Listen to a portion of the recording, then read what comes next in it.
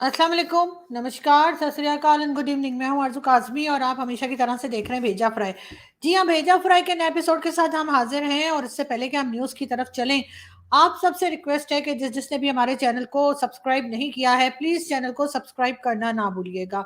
आज की न्यूज़ की तरफ चलेंगे, लेकिन आज जो न्यूज़ हम आपके साथ शेयर करेंगे, उसमें हम कुछ हमारे जो एक्सपर्ट्स हैं हिंदुस्तान से भी और पाकिस्तान से भी, बहुत से ऐसे लोग हैं जिनकी वीडियोस देखकर या जिनकी बात टीवी टॉक शोज देखकर या जिनकी बात सुन के जो है हम सीखते भी हैं और बहुत सी चीज़ों का हमें पता भी चलता है जो हमें यूजुअली जैसे हमें समझ में नहीं आता या क्या हो रहा है। खास तौर पे हमारे वो लोग वो एक्सपर्ट्स जो हिंदुस्तान से बात कर रहे होते हैं। तो सबसे पहले तो जी हम आपको ये बताते चलें कि आज ईद का दूसरा दिन है और अभी तक पाकिस्तान के टीवी चैनल्स पे यही बताया जा रहा है कि भारत जो है वो कश्मीर में मुसलमानों को नमाज नहीं पढ़ने दे रहे, यानी ईद की नमाज की अदायगी के लिए रोका जा रहा है और मसाजिद में नहीं जाने दिया जा रहा और इस किस्म की बातें की जा रही हैं। इसके लिए मेरी बात हुई आप सब और हम सबकी, बल्कि जानी पहचानी और बहुत पसंदीदा याना मीर से। तो याना जो थी उनका थोड़ा गला खराब है, फ्लू है याना को, तो वरना मैंने याना से कहा था कि या तो आप ज्वाइन कर लीजिए या फिर कुछ एक आध मिनट का हमें जो है कमेंट भेज दीजिए। तो याना की परमिशन से मैं याना के यूट्यूब चैनल जो है उनका बड़ा एक खूबसूरत और ज़बरदस्त किस्म का यूट्यूब चैनल है जिसमें याना की वीडियोस आप देख सकते हैं और उनकी बात सुन सकते हैं। वहां से एक क्लिप मैंने उनकी परमिशन से लिया है और ये उन पाकिस्तानियों के लिए है जो, या पाकिस्तान के मीडिया के लिए है जो बार बार ये बता रहे हैं कि कश्मीर में हिंदुस्तान की गवर्नमेंट जो है वो मुसलमानों पे जुल्म कर रही है। तो हम सुनते हैं कि याना क्या कह रही हैं। खास तौर पे पाकिस्तान की आवाम के लिए बनाया है। उम्मीद करती हूँ कि कल रात आप सबकी शब कदर की रात, लैलतुल कदर की रात जो है वो अमल और अजर से गुजरी होगी। और उम्मीद करती हूँ कि अल्लाह ताला हम सब अकीदतमंदों की दुआएं कबूल फरमाए और हम सबको मगफिरत अता फरमाए, हमारे गुनाहों को और गलतियों को बख्श दे। और मैंने ये वीडियो इसलिए बनाया है क्योंकि कुछ ऐसी बातें हैं जो आपके सामने मुकर्रर तौर पे बार बार दोहराई जाती है। आप सबको ये बताया जाता है आपकी मीडिया के हवाले से, और आपके हुक्मरान भी आप सबसे ये कहते रहते हैं बार बार कि इंडिया में जो है मुसलमानों पर जोर जबरदस्ती और जुल्म हो रहे हैं और मुसलमानों को इबादत नहीं करने दिया जाता। लेकिन मैं आपको वाजिया तौर पे बता दूं कि ऐसा कुछ नहीं है। मैं बयान देना चाहती हूँ कि हम सब यहाँ पर इंडियन कश्मीर में और पूरे इंडिया में जो है राजी खुशी से हैं और हम सबको यहाँ पर ऐसी कोई तकलीफ नहीं दी जाती। कल रात को शब कदर की रात थी और हमने बहुत अच्छे से मनाई। हर एक मस्जिद, हर एक दरगाह में बड़ी तादाद में मुसलमान भाई बहन पहुंच गए इबादत करने के लिए। जैसे ही वो तरावी से फारिग हो गए, फिर उन्होंने नफिल नमाजें पढ़ी, कुरान पढ़ा और दुआएं की। और हम सब ने यहाँ जी, तो ये थी याना मीर और आप सब याना को जानते ही हैं और आपने सुना कि याना क्या कह रही हैं। और ख़ास तौर पर लोगों को, बहुत से लोगों का ये ख़्याल है कि शायद हमें कोई पाकिस्तानी देखते नहीं है। ऐसा नहीं है, पाकिस्तानी देखते हैं, चाहे कम तादाद में देखते हों, लेकिन देखते हैं। और ये और बात है कि कमेंट्स उससे भी कम करते हैं, लेकिन फिर भी हमारी कोशिश होगी कि हमारी वीडियो जो है वो आगे तक जाए, यानी जो पॉलिसी मेकर्स हैं, जो भाई लोग हैं, वहां तक पहुंचे और उन्हें पता चले कि याना मीर जो कि एक इंडियन है और कश्मीरी है वो क्या बता रही हैं, ताकि हमारे यहाँ जो है एक गलत तासुर और एक गलत इंप्रेशन जो फैलाया जाता है कश्मीर को लेकर कि वहां बड़ा जुल्म हो रहा है और ईद की नमाज भी नहीं पढ़ने दिया जा रहा, तो उस बात के ऊपर रोक लगाई जा सके और सही जो सूरत हाल है या सही जो सिचुएशन है वो पहुंचाई जा सके। यहाँ पे एक बार फिर मैं याना का बहुत शुक्रिया अदा करूंगी कि उन्होंने परमिशन दी और उनकी वीडियो क्लिप जो है वो हमने यहाँ इस्तेमाल किया। अब हम जी अगली न्यूज की तरफ जाएंगे और हम आपको ये बता दें कि जी अमरपाल सिंह जो है उसको अरेस्ट कर लिया गया है। जी हाँ, खालिस्तान मूवमेंट का ये एक कैरेक्टर है और बड़ा हंगामा रहा पिछले दिनों इसके पीछे। इसको अरेस्ट करने के लिए इंडिया की पुलिस जगह जगह पे ढूंढ रही थी और बहुत हंगामा था, तो फाइनली इसको अरेस्ट कर लिया गया है। और अब देखते हैं कि गवर्नमेंट, इंडियन गवर्नमेंट और पुलिस का जो डिपार्टमेंट है वो इस चीज को आगे लेके कैसे चलता है, जैसे जैसे हमें अपडेट्स मिलेंगी हम आपको जरूर बताएंगे। हम जी चलते हैं अपनी दूसरी न्यूज की तरफ, और ये भी इत्तेफाक से हिंदुस्तान से रिलेटेड है। और आप लोग जैसा कि जानते ही हैं कि कश्मीर में पुंछ के एरिया में जो है वो एक दो दिन पहले आपने देखा कि जिस तरह का इंसिडेंट हुआ और कई इंडियन फौजी जो थे उनकी जानें गई, वो शहीद हुए। उसके ऊपर बहुत से लोगों का ख्याल है हिंदुस्तान में भी और पाकिस्तान में भी कि शायद बिलावल भुट्टो जरदारी, जिनका के ट्रिप था या विजिट है अभी भी इस वक्त भी एससीओ की मीटिंग के लिए, कि शायद वो नहीं जाएंगे या फिर उनको नहीं जाना चाहिए। खैर मैं तो समझती हूँ उनको जाना चाहिए और बिल्कुल जाना चाहिए, लेकिन बहुत से लोगों का ये भी ख्याल है कि शायद हिंदुस्तान एक बार फिर जो है वो किसी किस्म का एयर स्ट्राइक या कोई तरह का एक्शन जो है पाकिस्तान की तरफ करेगा, या उसका बदला लेने के लिए, या कुछ भी समझ लीजिए कि ये सोचा जा रहा है और ये कहा जा रहा है पाकिस्तान में भी और हिंदुस्तान में भी। कई जगह पे लोग जो बात कर रहे हैं उनका ख्याल है कि पाकिस्तान के ऊपर किसी तरह का जो है एक्शन लिया जाएगा और इसका बदला लेंगे, या इसके ऊपर कुछ नाराजगी दिखाई जाएगी भारत की तरफ से। लेकिन अगर हम बात करें कर्नल दानवीर सिंह की, उनका भी यूट्यूब चैनल भी आप लोग देखते रहते हैं और टीवी चैनल्स पे भी कर्नल साहब आते हैं और उनकी बात हम सुनते हैं। लेकिन यहाँ पर वो कुछ और बता रहे हैं। वो ये कह रहे हैं कि उनको नहीं लगता कि हिंदुस्तान इस बार किसी किस्म का भी कोई एयर स्ट्राइक या किसी किस्म की कोई एक्शन जो है वो पाकिस्तान के अगेंस्ट लेगा। उसकी क्या वजह है, हम उनसे उनकी भी आपको वीडियो दिखाते हैं उनके चैनल की, और ये भी हमने उनसे परमिशन लेके और तभी इसमें शामिल किया है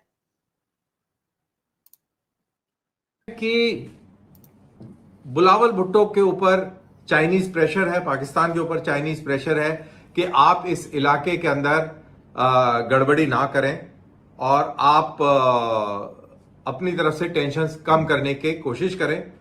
तो शायद हो सकता है कि इसी वजह से बिलावल भुट्टो, जो कुछ महीने पहले जयशंकर को भरपूर गालियां दे रहे थे और मोदी साहब को उल्टा सीधा कह रहे थे अमेरिका में, आप सबको याद होगा, अब वो भारत आ रहे हैं।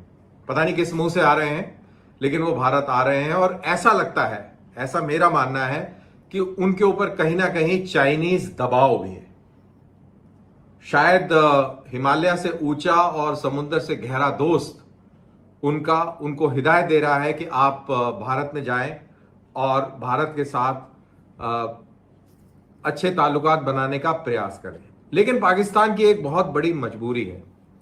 पाकिस्तान कश्मीर का मुद्दा छोड़ नहीं सकता, क्योंकि कश्मीर का मुद्दा छोड़ने का मतलब है कि पाकिस्तान की फौज के ऊपर सवालिया निशान खड़ा हो जाना कि क्या जरूरत है आपकी, क्या क्यों चाहिए हमें इतनी बड़ी फौज।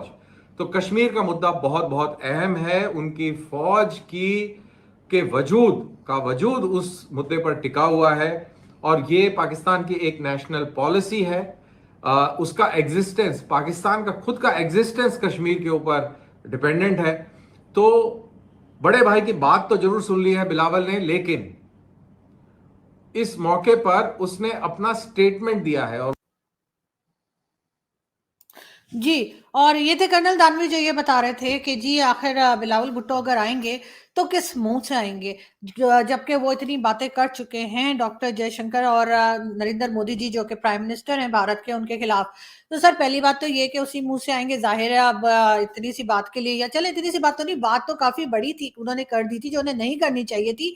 और यहाँ से भी ये नहीं कि सिर्फ हिंदुस्तान से, पाकिस्तान से भी बहुत से लोगों ने एतराज किया है और उन्होंने कहा है कि उन्हें ये सब बातें नहीं करनी चाहिए थी। लेकिन बहरहाल सर मुंह तो हम चेंज करवा नहीं सकते। बाकी ये रहा कि कश्मीर के ऊपर पाकिस्तान की फौज जो है वो इसीलिए है क्योंकि कश्मीर का इशू है, और अगर कश्मीर का इशू ना रहा तो फिर आर्मी जो है उसको क्या कहा जाएगा कि जी इतनी बड़ी आर्मी क्यों रखी हुई है। तो सर मैं ये जरूर कहना चाहूंगी कि अब हमने जो है टीटीपी वाले भी जो है वो अपने अफगानिस्तान साइड पे वहां से हमारे लिए मौजूद हैं, और जो मुसलसल अटैक्स कर रहे हैं, मुसलसल पाकिस्तान के फोर्सेस के ऊपर अटैक हो रहा है, ये तो सभी जानते हैं। आप भी जानते होंगे यकीनन। तो इसलिए पाकिस्तान की फौज के पास कोई ना कोई वजह, कोई ना कोई रीजन बहरहाल मौजूद है जिससे वो ये साबित कर सकें कि हमें एक बहुत बड़ी फौज की जरूरत है। अगर कश्मीर की तरफ अमन हो गया तो बहरहाल अफगानिस्तान बॉर्डर जो है वो एक्टिव कर दिया गया है, और वहां पे जिस तरह से डेली हम देख रहे हैं कि किसी ना किसी दिन किसी ना किसी तरह के जो है वो अटैक्स किए जा रहे हैं फोर्सेस के ऊपर, वो एक काफी ज्यादा परेशानी की बात है, और उसके ऊपर ऑपरेशंस की भी बात की जा रही है, लेकिन अभी तक ऑपरेशंस होता हुआ हमने देखा नहीं है। बहरहाल हम एक क्लिप और देखते हैं कर्नल साहब का और फिर बात करते हैं। है और उसके चलते आ रहे हैं, और भारत बड़े कॉशियसली इस पूरे गेम को खेल रहा है। जो लोग भारत के अंदर मीडिया के माध्यम से कह रहे हैं कि पाकिस्तान को पुंछ के टेरर हमले का जवाब देना चाहिए, मुंहतोड़ जवाब देना चाहिए, मेरे ख्याल से उनको भी मालूम है कि भारत इस बार जवाब नहीं देगा, क्योंकि भारत बड़ा कॉशियस है। भारत इस ट्रैप में नहीं फंसेगा, पाकिस्तानी ट्रैप में, क्योंकि भारत बहुत अहम इस साल बहुत अहम मीटिंग्स करने वाला है। समिट लेवल मीटिंग्स होंगी G20 की और SCO की। इसमें दुनिया भर के लोग आएंगे। बहुत सारे G20 की मीटिंग श्रीनगर में भी शेड्यूल्ड है। कश्मीर के अंदर बहुत बड़ा इन्वेस्टमेंट भी आ रहा है अरब कंट्री से। तो भारत इस ट्रैप में नहीं फंसेगा कि वो पाकिस्तान को मुंहतोड़ जवाब दे दे। मुंहतोड़ जवाब मिलेगा, लेकिन वो किसी और रूप में मिलेगा। वो डायरेक्टली उस तरीके से नहीं मिलेगा जैसा हमने उड़ी और बालाकोट में देखा। ऐसा मेरा मानना है, मेरे को लगता है, क्योंकि वो अगर ऐसा कर देता है तो ये पाकिस्तान का ट्रैप होगा जिसके अंदर पाकिस्तान सफल हो जाएगा, और जो हमारे यहां पर पार्टी चल रही है, इंटरनेशनल पार्टी चल रही है, पार्टीज चल रही हैं, उसके अंदर मजा किरकिरा हो जाएगा। जी, तो ये थे कर्नल साहब जो बता रहे थे कि पार्टी चल रही है, बल्कि पार्टीज चल रही हैं, तो वो इंटरप्ट हो जाएंगी, तो बिल्कुल नहीं होना चाहिए। और मेरा ख्याल है कि किसी हद तक वो ठीक कह रहे हैं, और क्योंकि हम पहले भी उनको सुनते रहे हैं, और कई बार जो है उन्होंने इस किस्म के अपने जो भी एक्शंस हो रहा होता है पाकिस्तान इंडिया के बीच में, उसके बारे में बात की है। तो लग यही रहा है, क्योंकि G20 की मीटिंग्स भी हैं और SCO की मीटिंग्स भी चल रही हैं। भारत बहुत आगे की तरफ जा रहा है। भारत इस तरह की जो छोटी छोटी कहा जाता है ना, टुच्ची किस्म की हरकतें, उसमें शायद नहीं पड़ेगा, जो कि कर्नल साहब भी कह रहे हैं। लेकिन बहरहाल होना तो ये चाहिए कि पाकिस्तान को इसके ऊपर इन्वेस्टिगेशन करनी चाहिए कि ये अटैक किस तरह से हुआ, किसने किया, क्यों किया। इसलिए कि जहां तक बिलावल भुट्टो जरदारी की बात की जा रही है, तो बिलावल भुट्टो जरदारी जो हैं वो चाहे फॉरेन मिनिस्टर हो पाकिस्तान के या प्राइम मिनिस्टर हो, बगैर इस्टेब्लिशमेंट के, आशीर्वाद के, बगैर इस्टेब्लिशमेंट की मर्जी के कहीं नहीं जा सकते। तो भला वो भारत कैसे जा सकते थे। लेकिन यकीनन उनको जो है इस्टेब्लिशमेंट की तरफ से या एजेंसीज की तरफ से ग्रीन सिग्नल दिया गया होगा कि आप भारत जाइए। और इस वक्त वैसे भी पाकिस्तान को भारत की जरूरत है, हमें ट्रेड ओपन करने की जरूरत है, और हमें बातचीत करने की, बल्कि ना सिर्फ भारत, पाकिस्तान को इस वक्त जरूरत यह है कि वो हर बॉर्डर पे जो जो कंट्रीज पाकिस्तान के साथ बॉर्डर शेयर करती हैं, चाहे वो अफगानिस्तान हो, चाहे वो ईरान हो, चाइना हो, भारत हो, हर एक के साथ अपने टर्म्स को बेहतर करने की पाकिस्तान को शदीद जरूरत है। किसी को हमारी जरूरत नहीं, लेकिन हमें सबकी जरूरत है, और ये बात काफी हद तक यहाँ लोगों को समझ में आ चुकी है। तो इसलिए इस किस्म की हरकतें जो की जा रही हैं, हो सकता है ये कोई ऐसे लोगों, कोई अलग से कोई ग्रुप हो जो ये चाहता है कि हिंदुस्तान पाकिस्तान की आपस में बातचीत ना हो। वैसे भी वहां जाके एक हद तक तो ठीक ही कह रहे हैं कर्नल साहब के, उन्होंने कश्मीर का ही गाना गाना होगा बिलावल भुट्टो जरदारी ने, इसलिए कि अभी तक का तो जो रिकॉर्ड रहा है हमारी, यानी जो ट्रेड रिकॉर्ड रहा है हमारी गवर्नमेंट का या हमारे पॉलिटिशियंस का, कि उन्हें दुनिया के आप किसी भी कोने में भेज दीजिए, किसी भी टॉपिक के ऊपर भेज दीजिए, उन्होंने जाके सिर्फ कश्मीर कश्मीर ही करना होता है। तो यही उम्मीद है कि वो इधर भी जाके शायद कश्मीर कश्मीर ही करते। लेकिन बात सारी है कि अब आगे देखना है कि होता है और किस तरह से वो पहुंचते हैं और किस तरह से उस चीज को वो मैनेज करते हैं और क्या होता है आगे, क्योंकि जाना बहरहाल उनको चाहिए। उनको इस बात से रुक नहीं जाना चाहिए कि वहां पे इस किस्म का हादसा हुआ है, बल्कि अफसोस करना चाहिए, पाकिस्तान की गवर्नमेंट को स्टेटमेंट देना चाहिए कि अफसोस हुआ है, इस तरह के वाकयात नहीं होने चाहिए। जिन जवानों की जानें गई, जो शहीद हुए, उनके ऊपर भी अफसोस जताना चाहिए, ताकि अगले को यानी कि इंडिया को भी ये थोड़ा सा एहसास हो कि हाँ, पाकिस्तान में लोग हैं जो इस तरह की चीजों को रोकना चाहते हैं, इस तरह के हादसों से चाहते हैं कि कोई भी ना मुतासिर हो, ना तो हिंदुस्तान और ना ही पाकिस्तान।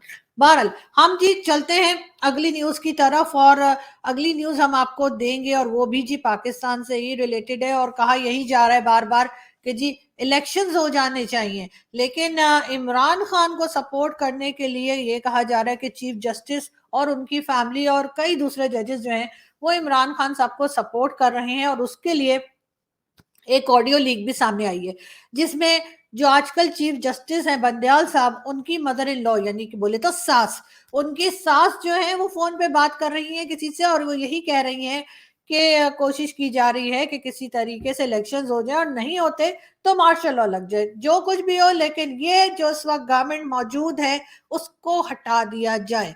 ये बात का जो है वो आपस में कर रही है किसी से, और ये ऑडियो लीक सामने आई है। लेकिन देखते हैं कि इसके ऊपर क्या एक्शन होता है और किस तरह की बात की जाती है। हो सकता है कि साफ इनकार कर दिया जाए कि जी ऑडियो ही ठीक नहीं है, लेकिन अभी तक किसी तरफ से किसी ने कुछ कहा नहीं है। लेकिन फिर भी लोगों को थोड़ा बहुत जो है वो शक यही हो रहा है कि शायद जजेस की तरफ से पीटीआई को सपोर्ट है, तभी इमरान खान इतने चौड़े हो रहे हैं। साथ साथ हम आपको ये भी बता दें, पीपल्स पार्टी का मुल्क में एक ही दिन इलेक्शन करवाने के लिए उन्होंने पीपल्स पार्टी ने डिसाइड ये किया है कि जी वो प्रोटेस्ट करेंगे और पूरे कंट्री में प्रोटेस्ट करेंगे, और जल्द से जुलूस जी वो निकाले जाएंगे, ताकि ये कहा जाए कि जी हमें अलग अलग इलेक्शंस नहीं चाहिए कि एक दिन पंजाब में हो रहे हैं और उसके कुछ टाइम के बाद जो है वो केपीके में और फिर बाकी कंट्री में, बल्कि पूरे मुल्क में एक साथ ही इलेक्शंस हो जाने चाहिए। इसके लिए पीपल्स पार्टी जो है अपना प्रोटेस्ट रिकॉर्ड करवाने के लिए कहा यह जा रहा है कि पॉलिटिकल रैलीज निकालेगी, जल्द से जुलूस होंगे। इसके साथ साथ हम आपको ये भी बता दें कि जी सरहदों की हिफाजत से ज्यादा मुकद्दम कुछ नहीं, यानी सरहदों की हिफाजत से ज्यादा इंपॉर्टेंट कुछ नहीं, ये कहना है आर्मी चीफ का।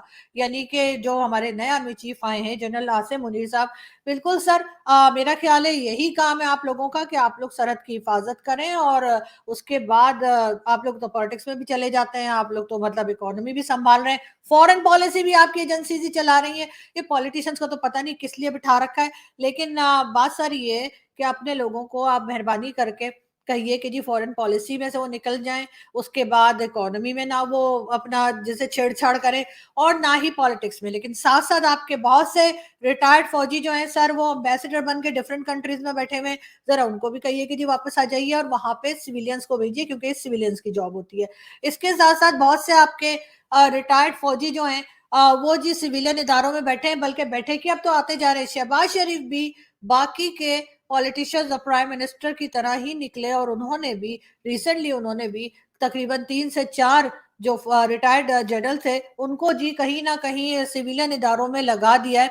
और उसके बाद हम क्या कह सकते हैं, वाह भाई वाह, क्या कमाल किया। इसका मतलब ये है, चाहे वो नवाज शरीफ साहब की गवर्नमेंट हो, जरदारी साहब की हो, इमरान खान हो या शहबाज शरीफ हो, जो भी है उनको चलाने वाला या उनके अंदर चाबी भरने वाला एक ही दायरा है या एक ही लोग हैं, और एस्टेब्लिशमेंट ही। एस्टेब्लिशमेंट के बगैर ये पॉलिटिशियन ना तो प्राइम मिनिस्टर बन सकते हैं, और ना ही फॉरेन मिनिस्टर बन सकते हैं, और ना ही कहीं आ सकते हैं, ना ही कहीं जा सकते हैं।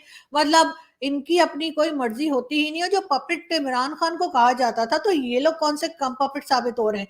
ये बात तो यही साबित करती है कि जी सब पॉलिटिशियंस जो हैं उनको चलाने वाले सिर्फ और सिर्फ एजेंसीज और एस्टेब्लिशमेंट है। बहरहाल हम चलते हैं जी अगली न्यूज की तरफ।